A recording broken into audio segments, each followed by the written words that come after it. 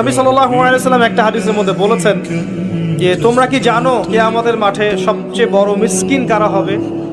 সাহাবায়ে কেরাম বলছেন আমরা তো মনে করি যার সম্পদ কম, অর্থবিত্ত কম, সেই সবচেয়ে বেশি মিসকিন, সবচেয়ে বড় মিসকিন। আল্লাহর নবী সাল্লাল্লাহু আলাইহি ওয়াসাল্লাম বলছেন বরং প্রকৃত মিসকিন সে ব্যক্তি যে কিয়ামতের মাঠে নামাজ, রোজা, হজ, যাকাত আমলের নেকি নিয়ে উঠবে, পাহাড় সম নেকি নিয়ে উঠবে, কিন্তু অনেক পাওনাদার দাঁড়িয়ে থাকবে।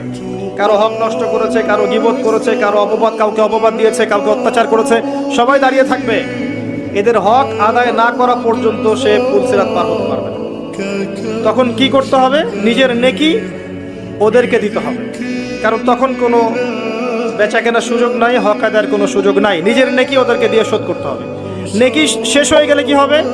অন্যের গুনাহ তার আমলনামায় আসবে, পরে দেখা যাবে ওই ব্যক্তি জান্নাতে চলে গেছে আর এই ব্যক্তি পাহাড় সমান নেকি নিয়েও জাহান্নামে চলে গেছে।